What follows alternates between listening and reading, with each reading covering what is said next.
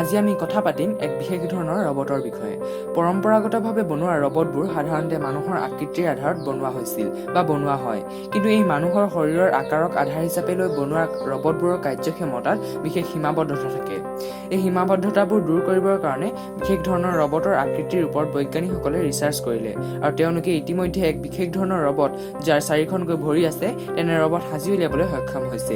এই ৰবটবোৰৰ কিছুমান বিশেষত্বৰ কাৰণে আজি চৰ্চাৰ বিষয় হৈ পৰিছে আৰু ভৱিষ্যতে এই ৰবটবোৰ খুব বেছিকৈ ব্যৱহাৰ হোৱাৰ সম্ভাৱনা আছে। আহক আজি আমি সেই ৰবটৰ বিষয়ে আলোচনা কৰোঁ। এই শ্ৰেণীৰ ৰবটবোৰ সাজি উলিয়াইছে বষ্টন ডাইনামিক নামৰ এটা আমেৰিকান কোম্পানীয়ে। এই ৰবটবোৰৰ 3টা বিশেষ গুণ হ'ল যে মবিলিটি অৰ্থাৎ চলনশীলতা। এই ৰবটবোৰে যিকোনো দিশত, যিকোনো সমতলত, যিকোনো পৰিৱেশত অতি সহজভাৱে চলাচল কৰিব পাৰে। যে ইহঁতে এক বিশেষ পৰিৱেশত যেনে পাহাৰৰ ওপৰত কেইবামহলীয়া ঘৰৰ ষ্টেপৰ ওপৰত অতি সহজভাৱে ই খোজকাঢ়ি যাব পাৰে। দ্বিতীয়টো হ'ল ডেক্সট্ৰিটি, আৰু ডেক্সট্ৰিটি মানে হ'ল কাৰ্যক্ষমতা। পৰম্পৰাগতভাৱে বনোৱা ৰবটবোৰৰ 2টা ভৰি আৰু 2খন হাত আছিল, কিন্তু সদ্যহতে বৈজ্ঞানিকসকলে বিভিন্ন ৰিচাৰ্চ কৰি পাইছে যে 4খন ভৰি আৰু 1খন হাত বা 4খন ভৰি আৰু 2খন হাত দি যদি তেওঁলোকে ৰবটবোৰ সাজে তেনেহ'লে আৰু তাৰ কাৰ্যক্ষমতা অতি বেছি হ'ব। কাৰণ চলাচলৰ বাবে 4খন ভৰি ব্যৱহাৰ কৰিব আৰু যিকোনো বস্তু উঠাবৰ কাৰণে বা যিকোনো বস্তু এঠাইৰ পৰা আন ঠাইলৈ চলাচলৰ কাৰণে ইয়াৰ অতিৰিক্ত হাত 2খন ব্যৱহাৰ কৰিব। সেয়েহে ইয়াৰ কাৰ্যক্ষমতা অতি বেছি। তৃতীয়টো হ'ল পাৰচেপশ্যন অৰ্থাৎ দৃষ্টিক্ষমতা।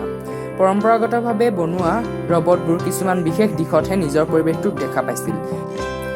কিন্তু বৰ্তমান এই শ্ৰেণীৰ ৰবটবোৰে ইয়াৰ চাৰিওফালৰ পৰিৱেশটো চাবৰ বাবে ইয়াৰ চাৰিওফালে থকা পৰিৱেশটোৰ এখন 3-ডাইমেনশ্যনেল মেপ ব্যৱহাৰ কৰে, যাৰ ফলত এই ৰবটবোৰে অতি সুকলমে নিজৰ কাম অতি দক্ষতাৰে সম্পূৰ্ণ কৰিবলৈ সক্ষম হয়। চলনশীলতাৰ কিছুমান বিশেষ উদাহৰণ আমি ভিডিঅ'টোত দেখা পাইছোঁ, য'ত এজন মানুহে পৰীক্ষামূলকভাৱে ৰবটটোক এটা যিকোনো দিশত ঠেলা মাৰি দিছে। তথাপিও ৰবটটোৱে নিজকে বেলেঞ্চ কৰিবলৈ সক্ষম হৈছে।